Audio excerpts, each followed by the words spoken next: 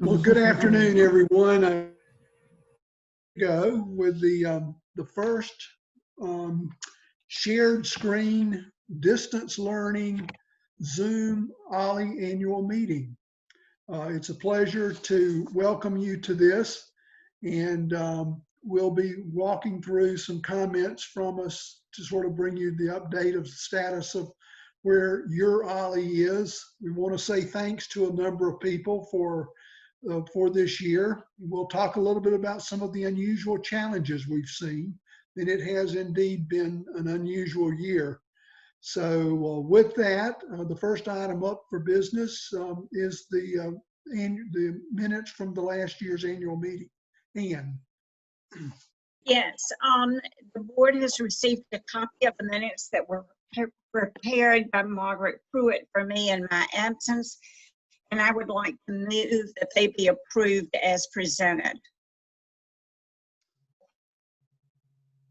Those were sent around in the meeting invite, so that all of our members should be able to see them as well.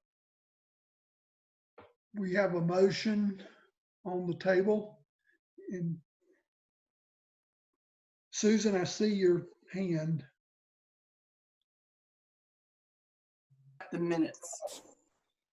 I move that we accept the minutes as presented. Okay, we have a motion. Seconding. We have a motion and second. So with that, all in favor, please say aye. Aye. Thank you. Now we'll move forward. This time we have a special guest speaker, and it's my pleasure to introduce our president-elect, Cher Snyder, who will be introducing our speaker. Cher. Thank you, Chris. Good afternoon, everyone. It's my distinct honor to introduce our guest speaker, Dr. Denise Spangler, Dean of the Mary Frances Early College of Education. Dean Spangler has long been affiliated with UGA's Department of Mathematics and Science Education, where, as a faculty member, she conducted research on teacher education. Her primary areas of interest have been the ways that elementary teachers' beliefs and content knowledge impact instruction, and on the development of teaching practice across time. Dean Spangler's affiliation with OLLI began when she became Associate Dean, and much to our great fortune, her relationship with OLLI has continued ever since.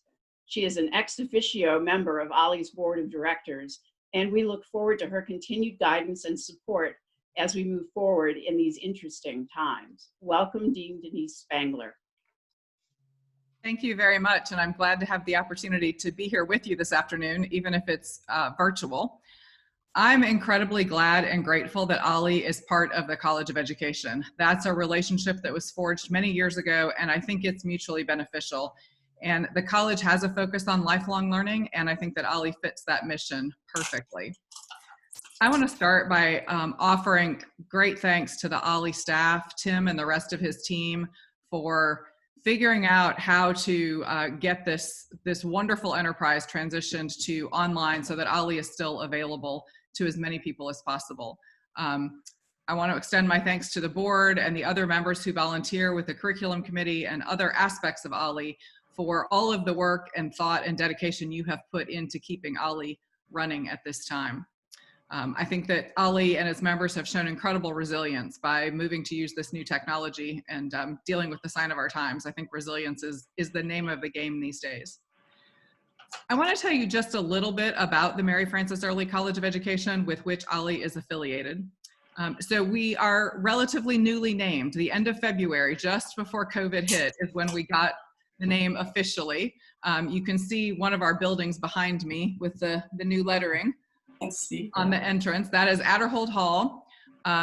Mary Frances Early was the first African-American graduate of the University of Georgia. Many people know the names of Charlene Hunter and Hamilton Holmes, who were the first two African-American students to integrate the University of Georgia as undergraduate students in 1961.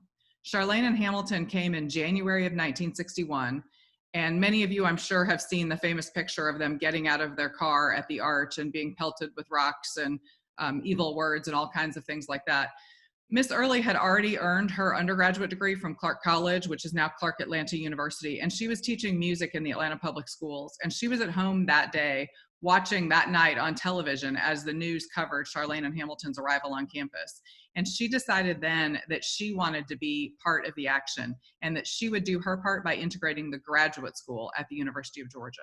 She had already started a master's degree in music education at the University of Michigan. This was news to me, but at that time it was very common for, I don't know who exactly, but for organizations or people to pay for Black students to go to the North to get degrees to keep them out of Southern universities. So she'd already started a master's degree at the University of Michigan. And she went through some pretty arduous times applying to the University of Georgia, being called in for a personal interview that was not required of other students, being asked some pretty dreadful questions during that interview, her acceptance letter getting lost in the mail for many weeks. But eventually she was admitted to the University of Georgia, came to campus in the summer of 1961, actually roomed with Charlene that summer, endured a lot of silence, rock throwing, evil words from students. She has kind things to say about how she was treated by most of the faculty at that time. And in 1962, she graduated with a master's degree in music education. So although she wasn't the first to come to campus, because she was a graduate student and brought credit with her, she was the first to graduate. She came back later in 1967 and earned a specialist degree also in music education. Spent 27 years in the Atlanta Public Schools, retired as the director of music for all of the Atlanta Public Schools, went on to teach at Spelman, Morehouse, and Clark Atlanta. And she has been a tremendous friend to the University of Georgia and the College of Education ever since then. She'll be 84 years old in June. She is the most gracious, generous woman you would ever want to meet. I know she's spoken to Ali in the past. I believe she was maybe scheduled to speak this spring. I know she'll do it again if the opportunity presents itself. And if you have the opportunity to hear her speak, I really encourage you to do it. She is able to tell the story of what happened to her in the 60s and the rest of her career in a way that helps you appreciate what she went through, but shows you that she has no bitterness or anger whatsoever toward the university or the way people treated her. So I'm incredibly glad that our college bears her name and our graduate school forever bear her name. I think it's a wonderful tribute to her legacy, and I'm really glad we were able to get all that done before COVID hit. A little bit about our college. We have 4,000 students. They are roughly split between undergraduate and graduate students. We offer a lot of graduate degrees for full-time practicing professionals who take a degree part-time, mostly master's degrees. We actually lead the university in online degrees. So this transition to online learning, while it was challenging, was not a big deal for us. We have 10 online degrees and 9 certificates or other types of programs already online before COVID hit. Our college is broader than you might think. We are the 4th largest college of education in the country.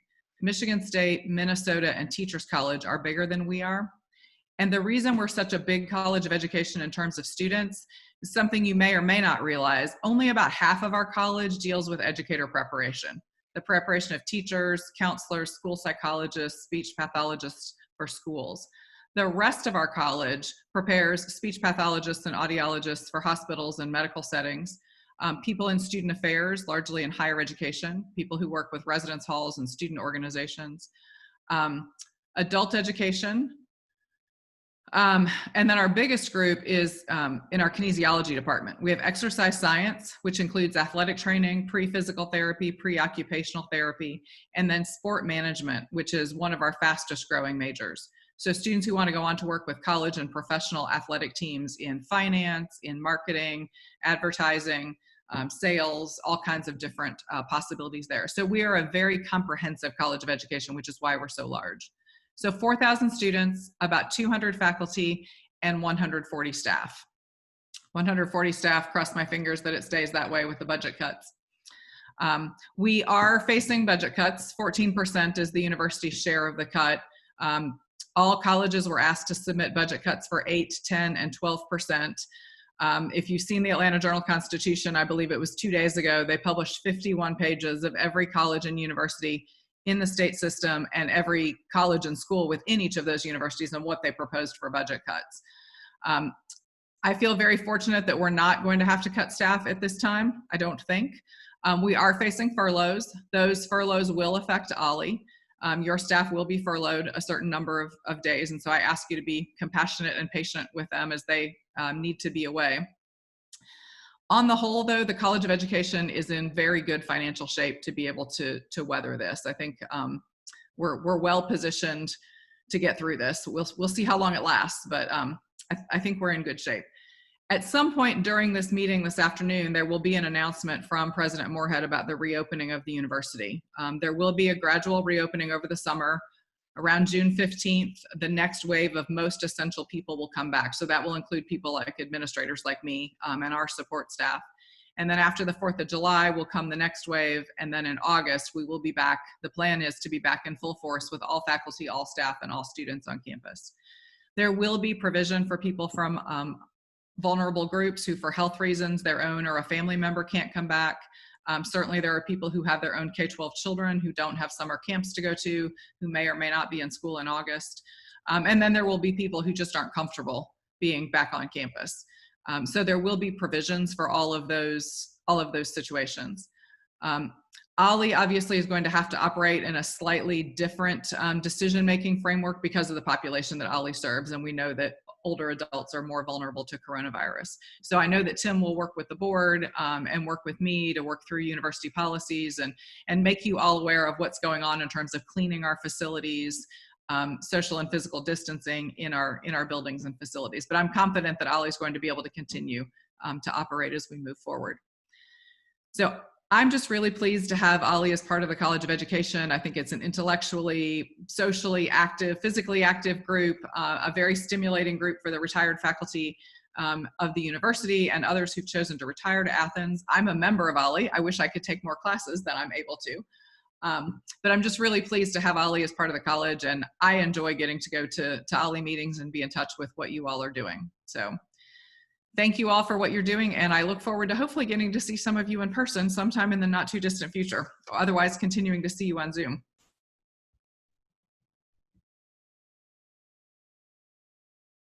Muted. Thank you, Dean Spangler, for, let's see, am I muted? You're good, sir. No, Chris, you're good. Thank you, Dean Spangler, for those comments. We appreciate that update, the informative update, and look forward to UGA returning to its the new normal, and for seeing how OLLI at UGA fits in with those guidelines. We look forward to working with staff on that. So thank you very much for those comments. At this time, I'd like to present an update on the status of OLLI at UGA. It's been my real honor to serve as your president of OLLI this past year. I've learned a lot. I'm most thankful for the opportunity I've had to meet so many of our members and to work with a real treasure trove of volunteers. It's a real terrific group. It means a lot to me personally to have gotten to know many of you and to work with you. For that, I'll be forever grateful.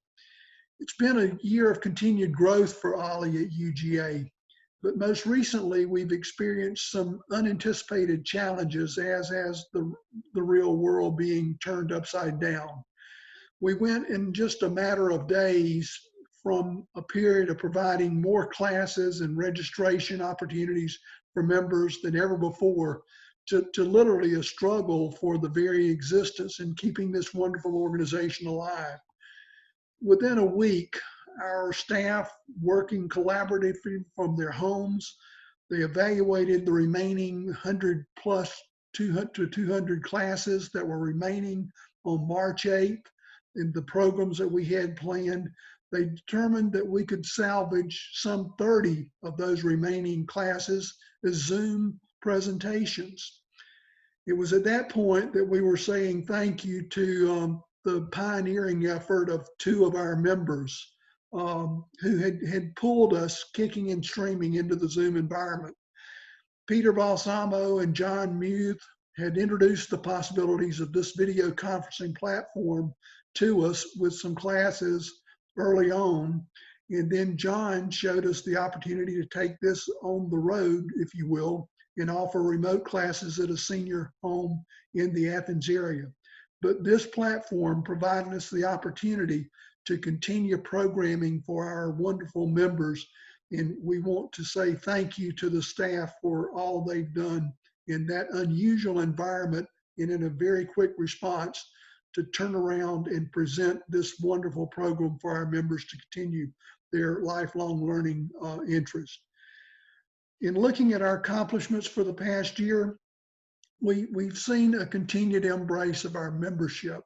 The numbers have grown. We've seen more classes offered. We've seen more registrations. We've seen members that are providing that registration number and that embrace of this program. And for that and your continued response, we are extremely appreciative. One other thing I'd like to mention is recently we had an appeal to you for some money as you looked at your classes and the opportunities that you had to receive refunds. We deeply appreciate many of you who have given and donated those funds to OLLI at UGA. So thank you for your ongoing financial and commitment of support. Other issues and other items that we've seen during the 2019-2020 year is our membership is now over 1,600 people. We initiated remote classes at Irish Place this year. It introduced evening and weekend classes. We began a new long-range strategic planning committee that has been on hold recently due to the situation, but that will be re-engaged in the fall. So you can look forward to seeing new efforts as we get a better feel for things. And also, needless to say, we've worked through what has been an unprecedented and unforeseen crisis in offering new ways to do things for our programming for our members. I at this time must recognize the leadership, the wisdom, and the support that I've received from our board of directors.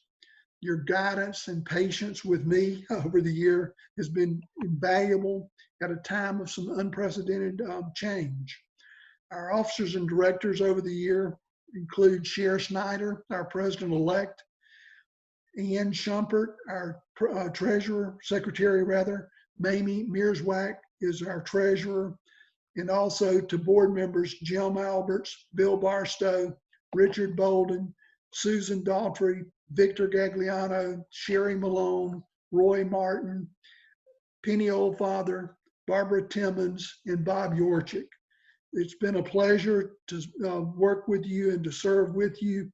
Your leadership this past year has been deeply appreciated. Also, I must say thanks to our staff. Your nimbleness, your support, your dedication through this year has been extremely helpful to our membership. Thank you for that emphasis on member support that you provided us. And we appreciate all that you do to make OLLI what it is today. So thank you, Executive Director Tim Meehan, our Office Manager, Shelley Magruder, Program Service Coordinator is Amanda Nix, and the Membership Services Coordinator, Ryan Robinson. Thank you for your many contributions this year. I'd also like to say a great deal of gratitude and thank you to our committee leadership. It's volunteers who are the very heart of this organization, and your leadership and guidance for our organization and the work you've done must be mentioned. At this time, we heard from Dean Spangler earlier, but we also need to say thank you to the University of Georgia. They had an ongoing commitment to OLLI at UGA, the support, contributions, and literally the building that we utilize, and a lot of those support materials all come from UGA. Thank you, Dean Spangler, for all that you do in supporting OLLI and keeping this opportunity alive for our members. In closing, I'd like to recognize also and say a deep debt of gratitude and thank you to my wife, Tony. She took on many of our household chores that have been split over the years, and I've been coasting in this job. So I would like to say thank you to Tony for allowing me to spend the time that we have on OLLI activities. We'll be mentioning in a few moments our award winners. Very excited about the opportunity to recognize those. But in the meantime, fiscal year 2021 has proved or is on the horizon. And I want to commend the incoming officers and a special say that I think that our membership has elected a wonderful slate of officers to lead us. And Sheriff Snyder and the new board are already very much engaged. And I think the future for Ollie at UGA is very bright. Thank you for this opportunity to serve as your president. I'll see you at the Ollie classes on Zoom or in the halls at the Rivers Crossing when we're able to meet in person. Thanks very much. At this point, it's my pleasure to introduce Mamie Mierzwak, our treasurer, for her report. Hi, everyone. Tim's going to put my presentation up on the screen. So we'll wait for that. Okay, good. Okay, so welcome to the wonderful world of Ollie Finances. So I tried to make this a little bit interesting, so we'll see. It certainly has been interesting. Okay, so we'll go to the next slide, Tim. Thank you. Okay, so I'll start out with our current fiscal year. I think a lot has changed really quickly. So just to remind everyone, our fiscal year goes from July to June.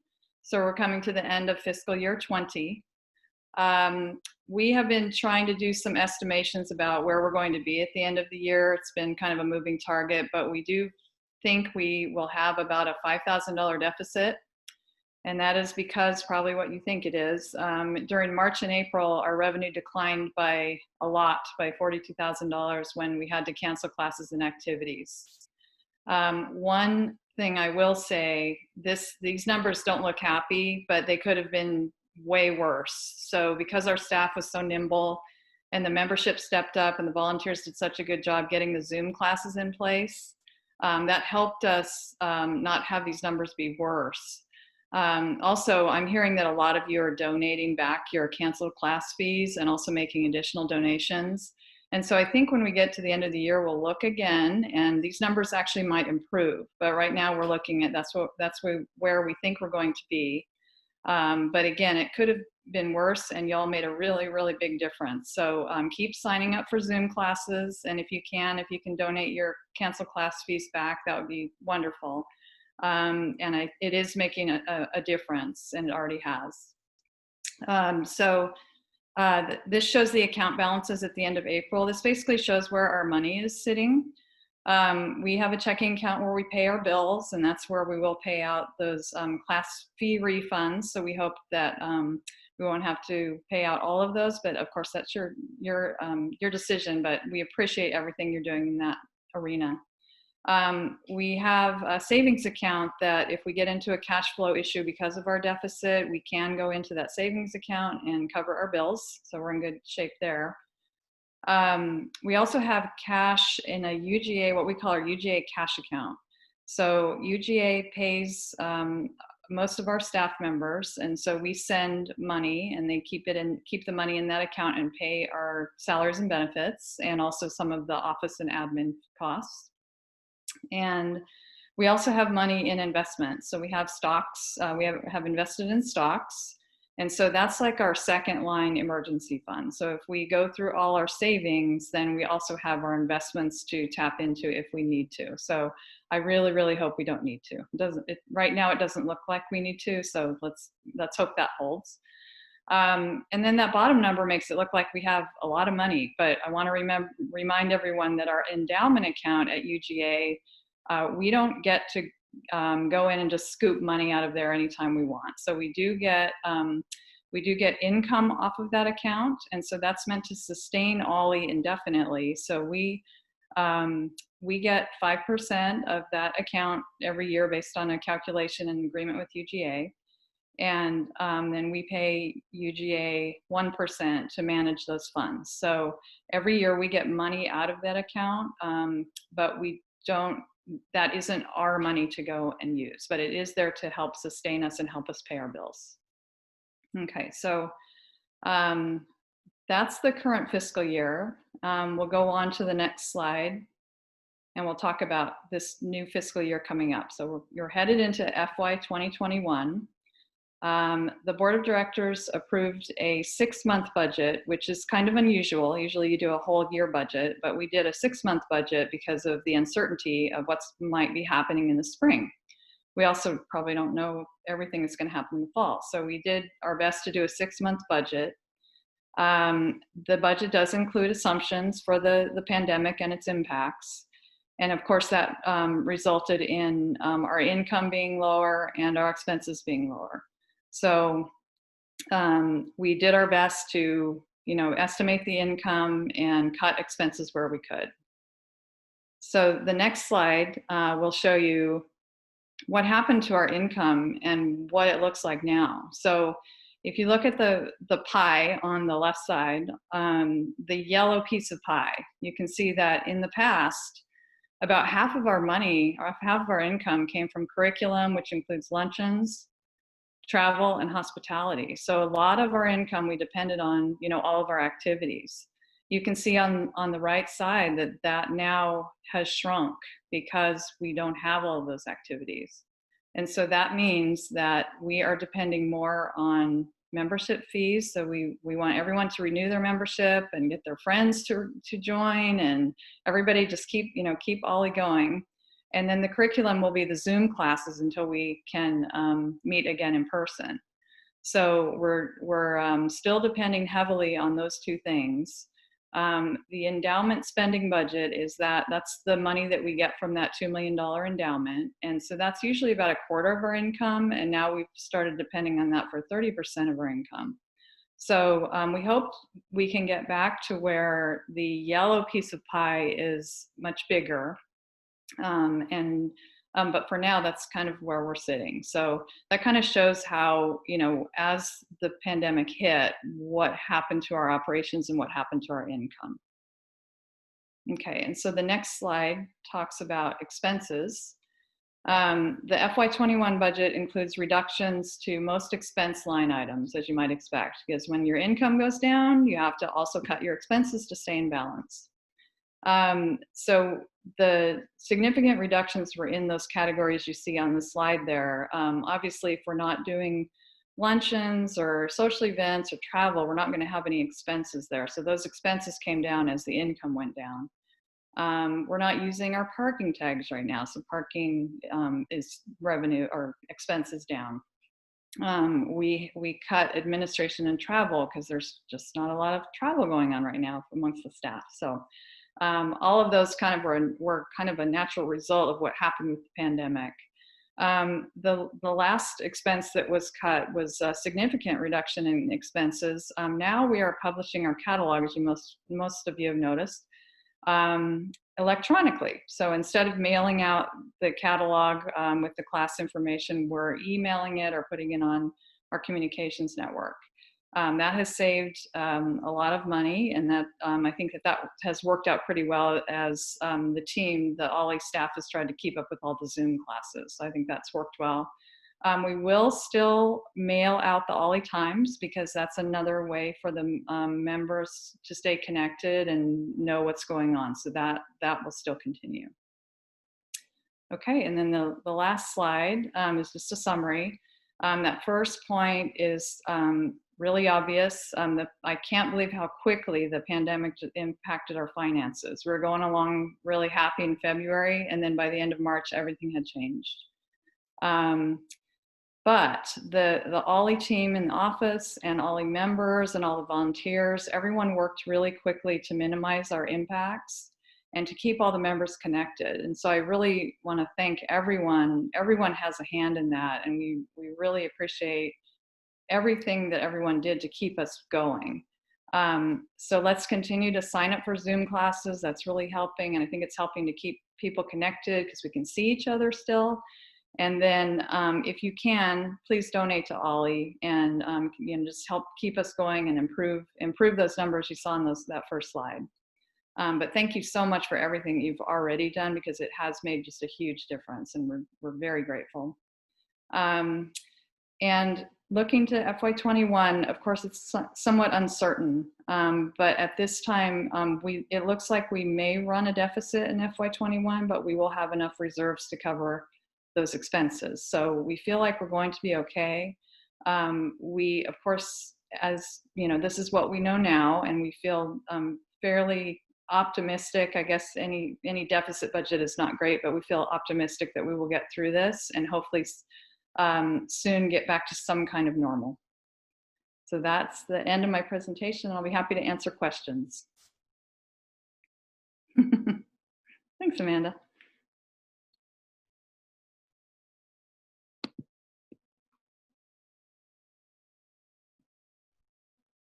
Go ahead. I see someone has a question.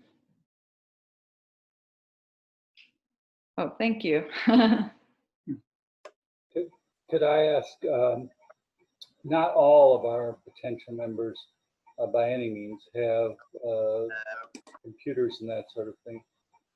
Do we have any plans that we're thinking of implementing to help people get online, since everything now is online? That might be a good question for, yeah, maybe Tim could take a shot at that. Or Cher's really good at getting people online. I've seen it. You're muted, Cher.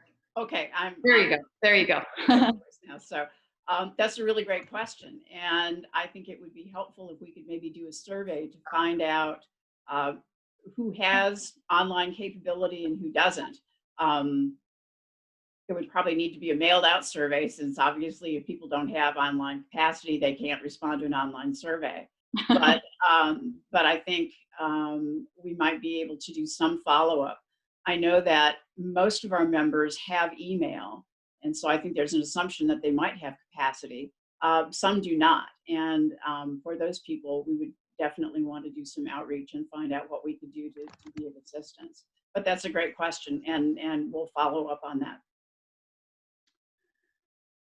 We thank you for that question, and Cher, thank you for the answer. We had a question from Bruce Minke, and Tim, I think this should probably be addressed to you. How has registration for Zoom classes been going as a source of income? Well, that is a great question, and I actually have the answer to that in my report.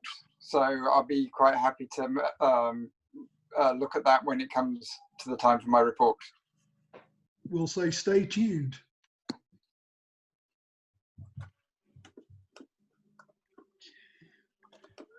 Seeing no further questions, we'll move forward with the next thing, and it's Tim's Executive Director's Report. Well, good afternoon, everybody. You know, they say a week is a long time in politics. Well, this has been a year that nobody could have predicted, and very few will forget. If you remember last year, we were welcoming Ryan Robinson as our new member of staff and looking forward to a fantastic year ahead. Well, it didn't really turn out that way. But for my report today, I'd like to take a moment to actually just be thankful. For what this organisation has been able to do for our members during this time, to say what we actually have accomplished during this year, and to look ahead to some of the opportunities that sometimes necessity presents.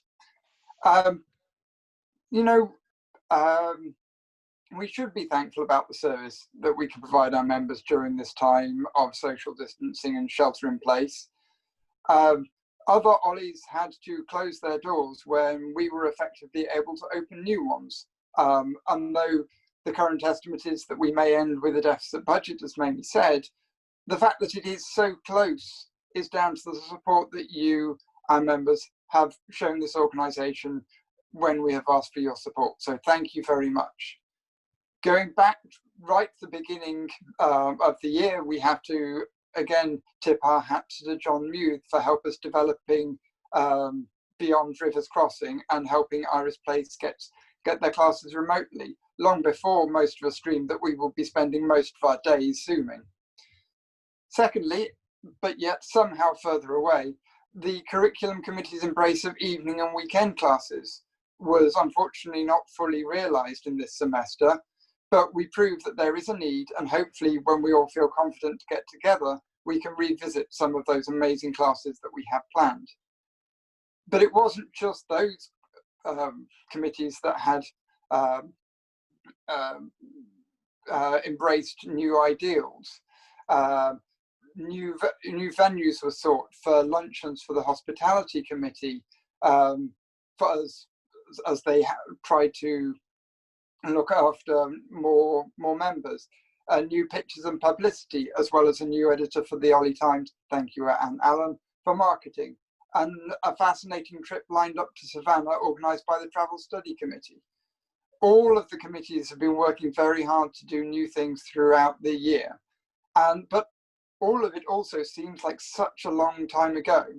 But the committees continued to do work during the time of COVID in order to keep our membership engaged. And I would like to thank, in no particular order, Sue Fleming and Jean Davis Blair of Hospitality, Dawn Torsivia of Membership, Patricia Dixon of Marketing, Rennie Barnes and Bob Yorzik of Curriculum, James Itzerman of Travel Study, and Terry Cayley for her herding of cats for the SIGs.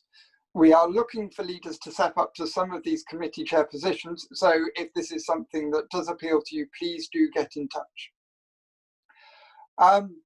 But we also have to thank you, the members, and here I come to Bruce's question about how you've adapted to these changing times. Well, during April and May, class enrollments shot up over 300% compared to the same 2 months last year. So that gives you some idea of how people have been engaging with this new format. And your desire to stay engaged has shown the commitment you have for each other, to this organisation, and to lifelong learning. Each of you, in whatever part you play for each other and this organisation, is important. I'd like to say thank you to Chris Jones, the Executive Committee and the Board for all of their work this year. It has been a pleasure working with you, and especially as we have wrestled with difficult decisions over the last few months. And working from home, as you all know as volunteers, has both pros and cons. And I want to applaud Shelley Magruder, Amanda Nix and Ryan Robinson for all the work they have put in to assist members getting onto Zoom, getting presenters onto Zoom, and keeping a lot of the behind the scenes work going.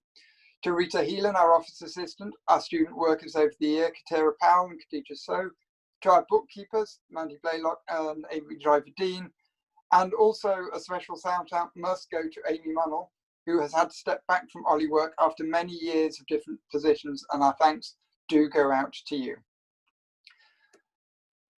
JFK once said, incorrectly as it turns out, that the Chinese word for crisis is made from two strokes, one being danger, the other opportunity. Though this is incorrect, the underlying truth in what he wanted to say is still relevant. The public health crisis in this country and around the world presents a very real danger to our members. We have to be careful how we approach return to Rivers Crossing, how we return to socialising, and how we can get the SIGs back to be a vibrant part of our programming. We must undertake this work carefully and considerately, knowing that not everybody's comfort level is the same. However, our opportunity now is to be able to provide a larger range of class formats for members as they feel comfortable or they can best meet their needs. Whether this will include more Zoom classes, a hybrid format where members can attend either online, in person, or even asynchronously needs to be thought through.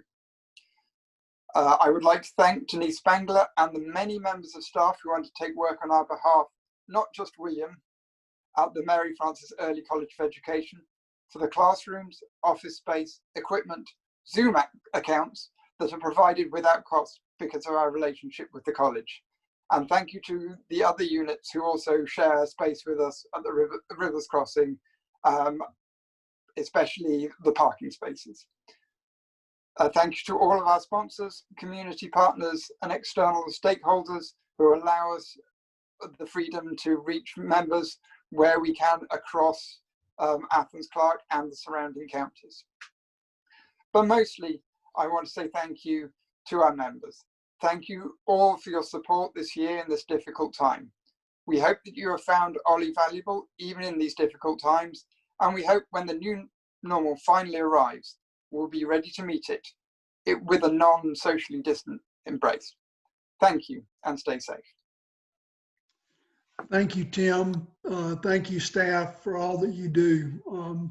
We've had a couple of questions to come in that I'd like to mention while we're at it. Some of these have been answered, but let's go through them. We had a question from someone about using Zoom to reach out to other nearby communities for participation in classes. And that is a rather dicey situation. It is something that has been thought about, but Ollie is, of course, as you know, is a member of the OSHR National Network. And OSHR does have some strongly suggested guidelines that do encourage its 120 plus member institutions not to invade each other's turf. So that's something that has to be done. We are doing a number of things that have been geared towards some of the other nearby Athens area communities, but that remains our primary area of focus. But thank you for that question. Tim, we've had one that I think will need to go to you, but this one I think you answered. It was asked, what has Ollie done to remain operating while others have closed? And I think that was covered. So thank you again to Tim and staff and to our members for making this work. You, the members, are integral to everything we have going, and your embrace of these programs and participating in Zoom classes, this has been just phenomenal, and we applaud you for that. One other question, Tim, it could go to you, is asking about what does it look like on a national scale for the Ollie network as impacting, or rather being impacted by the COVID issue. So answering the two questions together, one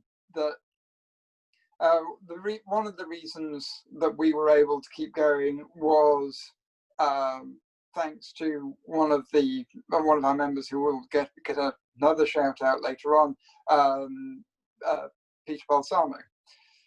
He gave us a gentle nudge just before spring break that people have been told to prepare to teach online. This gave us a week where we were able to start reaching out to presenters, start putting plans in place about how we would go online if we needed to. This meant that it wasn't a surprise to us when it happened. When UGA got shut, it wasn't a surprise. Because we were prepared, it meant that we could continue even in an abbreviated form. Many of the other Ollies have had kind of varying degrees of dealing with remote classes. I promise that I will stay on task, but I want to mention that the Ollie National Conference was meant to be held in the middle of April, and one of the things that was going to be brought up at that was the ability of Ollies to move online, whether they had some kind of remote programming, remote content. And only about a quarter, I believe, of Ollies already had some kind of remote learning in place, and we were one of them. And that meant that when it actually came time to fully utilize the system, we at least had some familiarity with it. So although I don't know exactly how well we've done compared to other Ollies, I'm sure many of you with links throughout the country will have heard that some have had to shut entirely for semesters. Others, like us, were able to offer a few classes. And yes, I think we have done very well, and that is down to a combination of being prepared, the staff work, and the fact that we have had so many of our members prepared to embrace the online life, as it were. Thank you, Tim. Thank you, staff. There was one other question that came in, and it was reference to an earlier comment that was made that our Ollie staff will be facing possible furloughs. And the person was asking, why is that necessary? And reason for that is that while Ollie is a membership funded organization, our staff is actually paid through the University of Georgia. And through that, the staff is, they are employees of the university, and they are subject to the policies and the procedures of that university and the university system of Georgia. So that's an issue that is now just before us. It's necessary because of the relationship of how our staff is paid through the university, and it's something the board and staff will be working through in a few days, but thank you for that question. Seeing no further questions, could we at this time move forward to the award presentation part of our program? And it's really my distinct pleasure to have the opportunity to announce our award members. Tim, if you could have those slides ready for us. Let's see if I can get rid of my chat screen here. Okay. Basically, the purpose of our awards are to celebrate a legacy of outstanding service of the volunteers and recognize special contributions. We are presenting today 2 separate awards to a total of 5 individuals. It's my pleasure to announce that Lee Albright, Andy Horn, and Penny Oldfather are receiving the Carol Fisher Award, which is the organization's highest honor, and it recognizes significant service over a long period of time. Also at this time, it's really important to me that we do recognize the contributions of 2 of our members with the President's Award. And that's recognizing specific contributions made to the organization by members. And those 2 winners that we wanted to recognize are John Muth and also Peter Balsamo, who you've heard referenced earlier in the day. Tim, I can't, okay. In moving to the Carol Fisher Award, we are selecting Lee Albright, who is a former president. She became a member of the organization back in 2011, and she has at that time joined in the hospitality committee. After joining the committee, she then became the committee chair and worked on several hospitality or holiday lunch events, such as the holiday luncheon, the holiday banquet, the annual new member orientation, and the Ollie Fair. She represented Ollie at a regional and also at a national convention. Lee is unable to be with us today, and we regret that, but we will be having some mentions of this in the Ollie communications. But after serving as president during the term of 2017-2018, Lee remained engaged in the organization.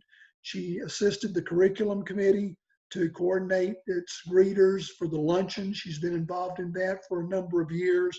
And she, of course, then took over and has helped direct the annual meeting through the hospitality committee, and enjoys participating in a couple of our Ollie SIGs, such as the Ollie Walks and also the Ollie Lunch Bunch groups.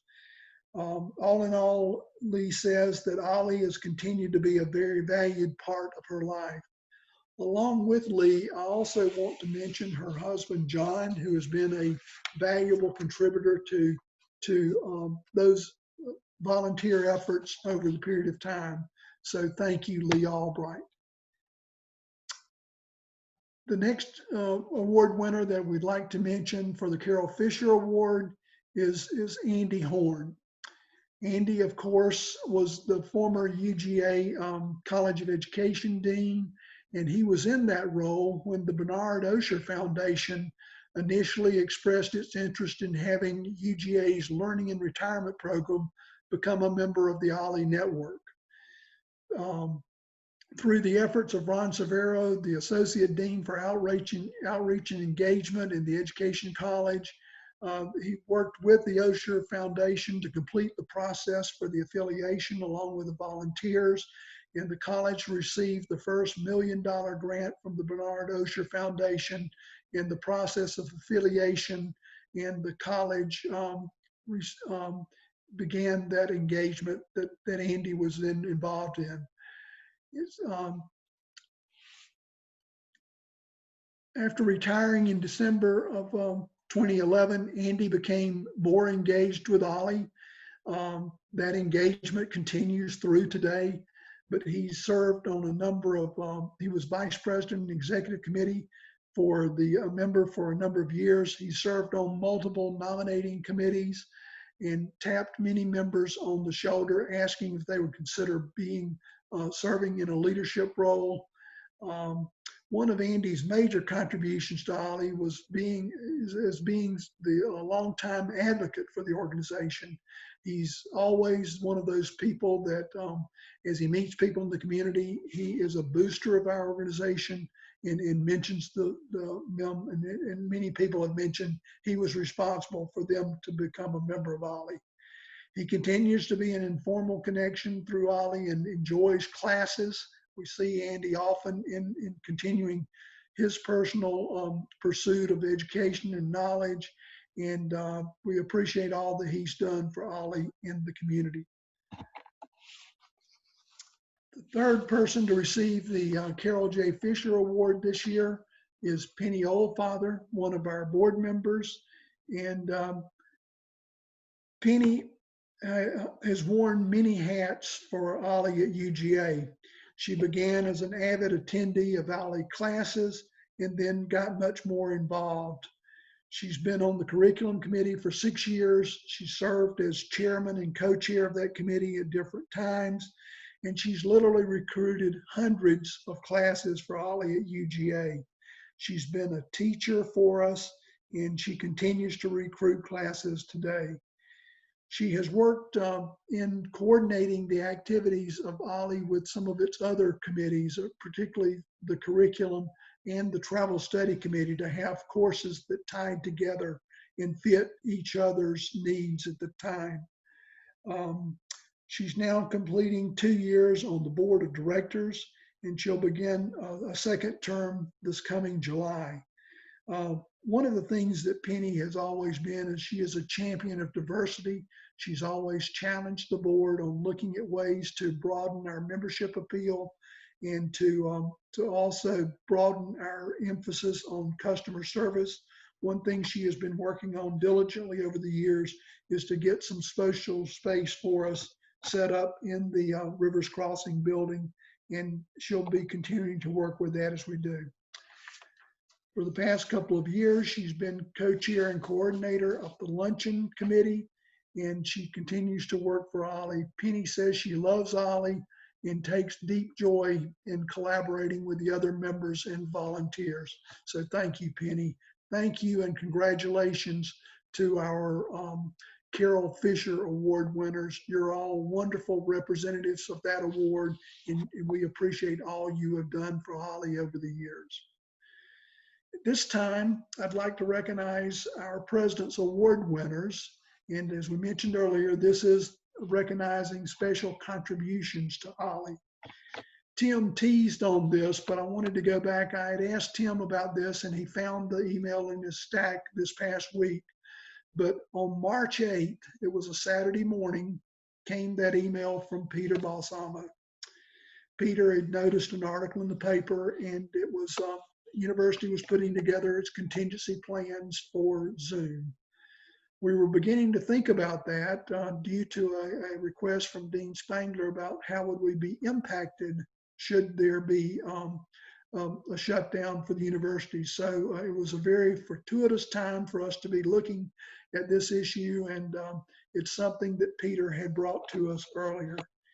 So our two President's Award winners have been co-champions of this technology, and we are deeply appreciative of their efforts in blazing the path of getting Ollie into the Zoom world.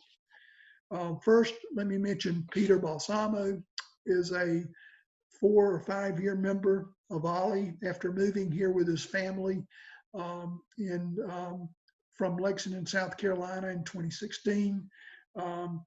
They moved to Athens when his wife was pursuing a doctoral program at UGA. Peter got active with the curriculum committee and recruited presenters for numerous classes. He also has recruited over hundreds of classes for Ollie and also been a presenter himself. He's also organized and been involved with organizing several shared interest groups, which remain very active today.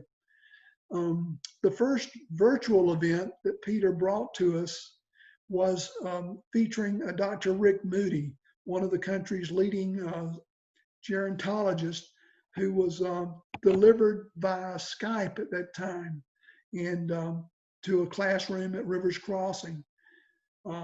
This was actually the first virtual class at Ollie, and Peter was instrumental in bringing that to us. The second one was to bring Dr. Brian Carpenter, a noted medical doctor and staff member at the Washington University in St. Louis, who presented by Zoom on a video conference platform for us. This was a highly successful event also, and it provided a solid foundation proving that Ollie could utilize this technology to bring renowned speakers from other locations to be with us in a classroom, if you will, here at Rivers Crossing. We've since seen that technology taken to the nth degree, as we can now see those from our living rooms. Fortunately for Ollie members, Peter and John have had the foresight to introduce us to this new technology and to prove that it could work.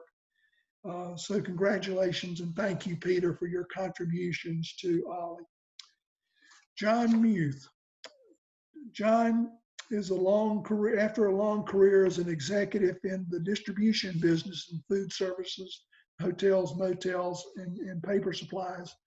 John retired and moved to the Jefferson area with his wife, Irene. After her death, John did join Ollie back in 2006, so he has been a longstanding member. And they were involved and attended classes and other events. After the death of his wife in 2017, John moved to Irish Place and the retirement center here in Athens. He has taught or co-taught several classes, including a class last fall on individual living facts and opinion options. He's been a member of the curriculum committee. He participates in several SIGs, and along with Peter, he started the Wise Men SIG group and has facilitated a number of other groups here in Ollie. He also worked with another Ollie member, Art Crowley, on the Athens Chautauqua SIG, so John remains very engaged.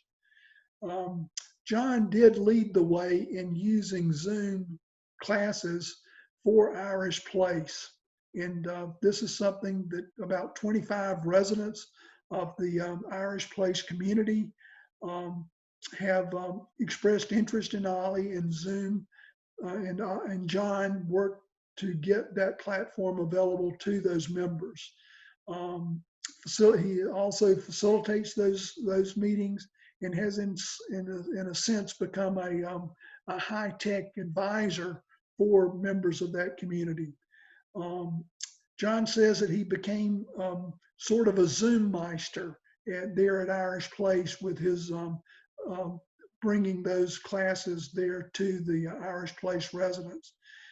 There, John also trains the residents in utilizing technology, camera phones, iPhones, and is also using those very technologies to help the residents there during this coronavirus situation, is helping those members stay in touch with each other and with their loved ones. John says at age 80, I understand the value of being active, and Ollie provides me with a great chance to fulfill my interest and in helping other people in their quality of life. And he says Ollie is a very large part of that. So congratulations to our two President's winners. Thank you for your contributions to Ollie. At this point, that concludes the presentation of our awards. Congratulations to those winners. And as we mentioned, we will be getting some additional mentions of these outstanding contributions available to the entire membership. So thank you again and congratulations to the award winners.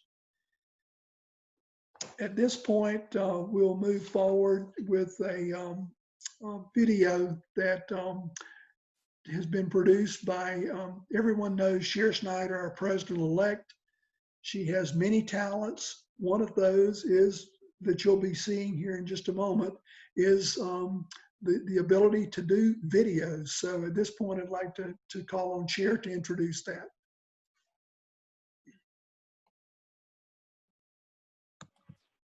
Thank you, Chris. There, I'm unmuted. Thank you very much, Chris. The video that you're about to see celebrates our incoming board members, our current board members, and our outgoing board members. And we hope that you will enjoy getting to know these people, and let's let it roll.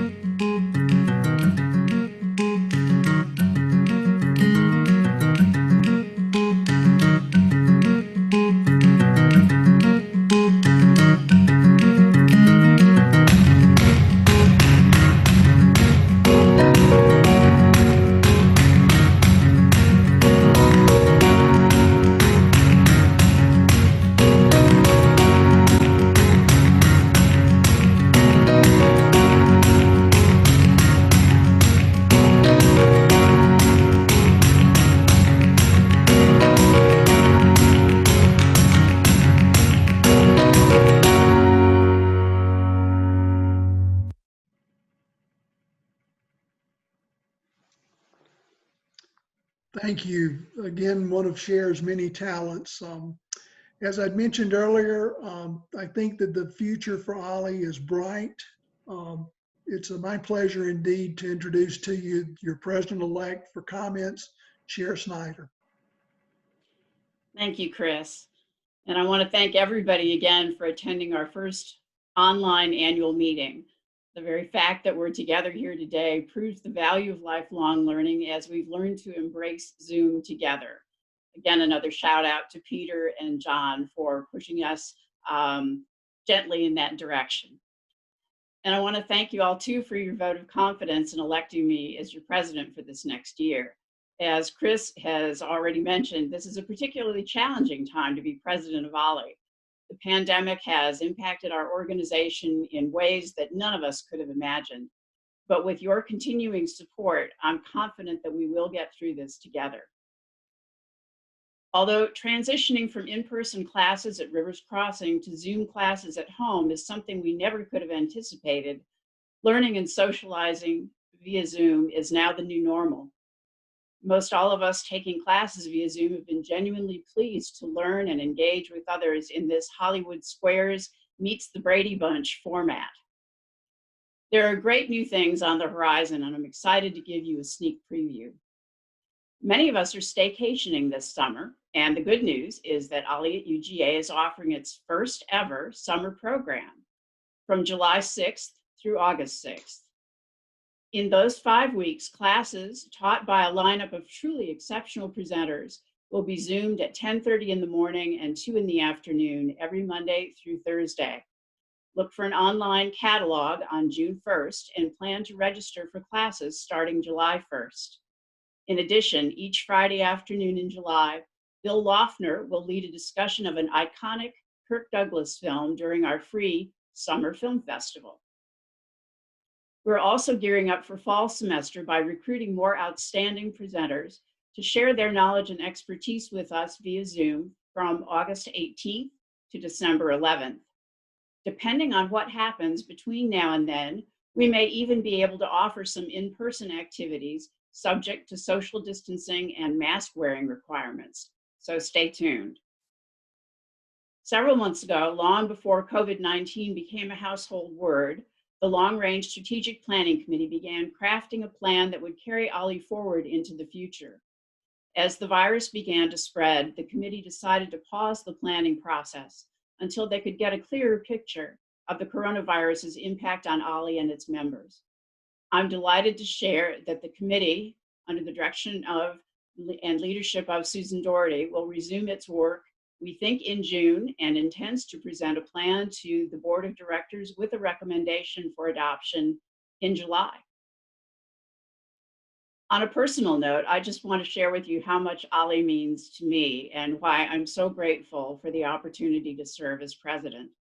I'd heard of OLLI from Athens friends long before I retired and couldn't wait to join once I moved back here. OLLI has been my lifeline, opening so many doors for me, enabling me to renew friendships with and meet the most wonderful, fascinating people I've ever known, enriching the quality of my life, and most importantly, allowing me to be of service to others. I know that many of you feel the same way. I encourage you to continue supporting OLLI in as many ways as you can during these challenging times and beyond. You can help by offering to recruit or teach a class via Zoom, by signing up for classes delivered by Zoom this summer and fall, by joining or even chairing one or more of our many committees, by participating in shared interest groups, and of course, by making a donation to OLLI. As you've heard before, because so many spring semester classes had to be canceled in the wake of the pandemic, over $33,000 in class fees will need to be refunded to those who signed up. We recently appealed to everyone due a refund to donate those funds instead and thereby help prevent OLLI's bottom line going from black to red. To those who have already made that choice, we thank you for your kindness, generosity, and support. Now more than ever, it will make a difference. And of course, if you're able to donate to further ensure the sustainability of our beloved organization, I encourage you to do so. We do indeed live in interesting times. Please know that your support will enable you to count on OLLI to enrich your life through learning and engagement now and in the days to come. Finally, I want to acknowledge the unfailing support and encouragement of our outgoing president, Chris Jones, under whose capable leadership OLLI has thrived so well. Our outgoing secretary, Ann Schumpert, has provided faithful accounts of our board and executive committee meetings for the past 2 years, more recently rising to the unique challenge of taking minutes during meetings held by Zoom. Mamie Mierswack, our outgoing treasurer, patiently prepared 7 drafts of a proposed budget for next year as she followed the moving targets of changing assumptions and conditions. We're grateful that her 2 years in this role have led her to succeed Denny Beresford as chair of the Finance Committee on July 1st, and we thank Denny for his outstanding leadership. I also want to thank board members Richard Bolden and Barbara Timmons, whose many contributions during the past 4 years have helped to keep Ollie on the right track. Our executive director, Tim Meehan, and his staff, Shelley Magruder, Amanda Nix, Ryan Robertson, and Rita Heelan, are also to be commended for their ability to adapt to our changing environment and serve our members so well. I look forward to working closely with the board, including our new board members and officers, our executive director and staff, and all of you in the next year. And thank you all for all you do for Ollie.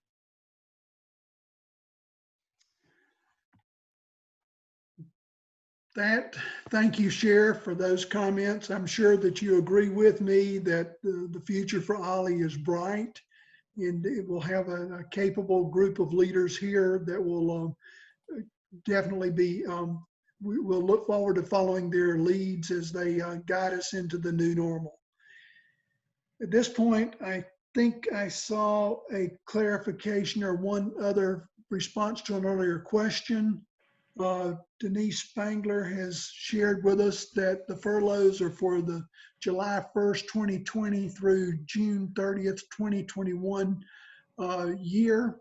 The budget situation will be assessed later on as going in spring of 21 to determine what might need to happen in the following fiscal year. So with that, seeing no further questions, want to say again, thank you so much to our membership for being with us today in this first virtual meeting. Should we ask if there's an opportunity for any of our board members to make any comments, should they wish to do so at this time?